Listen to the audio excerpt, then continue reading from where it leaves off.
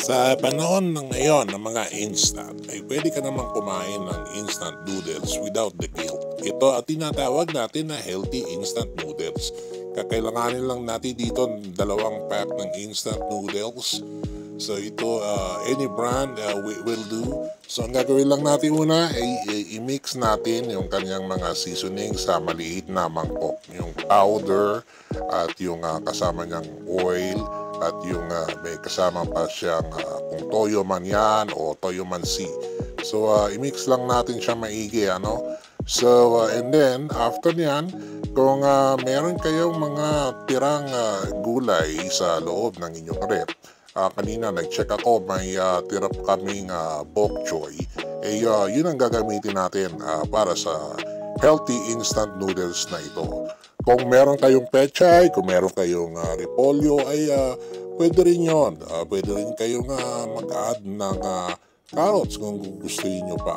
So pero ngayon, bok choy lang muna ang ating gagamitin. So hatiin natin yan sa 4. Okay, 2 and then 4. Kakailanganin din natin dito ng 2 piraso ng itlog. So kuha ka ng isang itlog,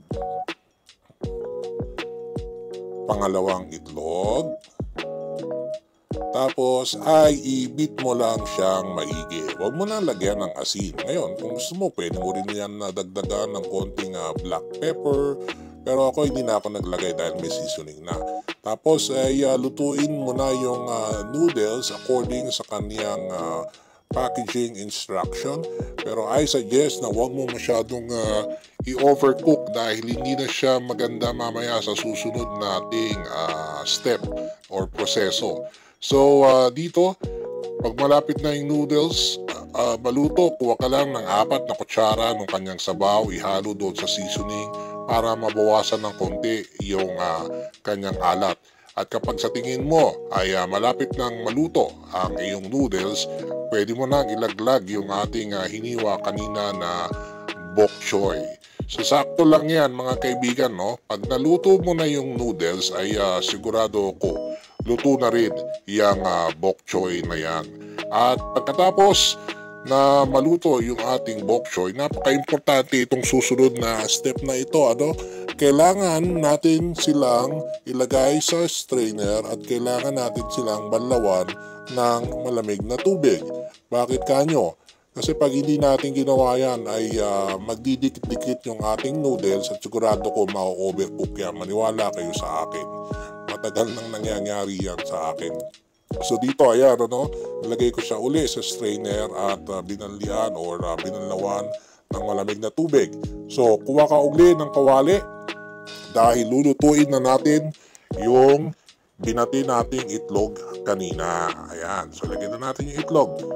Kapag malapit nang maluto yung itlog, haluin mo lang ng konti. Ayan, at pagkahalo mo ng konti, ilagay mo na yung na-drain na noodles at kasama yung kanyang bok choy. Haluin lang maigi, no? Para nagpapantay yung kanyang luto. Ito nga pala, ang tawag ko sa recipe na ito ay instant healthy fried noodles. Okay? Pwede nyo rin tawagin healthy stir-fry instant noodles. So ayan, ilagay na natin yung ating seasoning na minix kanina. Make sure na evenly distributed sa noodles yung ating mga seasoning. Okay? Naglagay nga din pala ako ng toasted garlic dito para pag kinain naman natin medyo meron tayong nakakain na crunchy. Okay? So again, mix natin hanggang sa magpantay na yung kanyang kulay. Pwede mo na rin lakasan ng konti ng apoy para medyo natutustan ng konti ang noodles. And ayan na po siya. Umuusok-usok pa. Napakasarap na stir-fry healthy instant noodles. Siya nga pala, mahilig kasi ako sa hot sauce. Kaya maglalagay tayo ng konting hot sauce dahil masarap talaga ang fried noodles kapag meron siyang konting anghang. So ito po yung aking hot sauce. So lalagyan ko na siya. Konti lang naman. At nag-uwi nga pala ako ng isang chopstick kanina galing sa opisina. Salamat sa sponsor. So ayan na po. Haluin lang natin. And enjoy the stir-fry healthy instant noodles.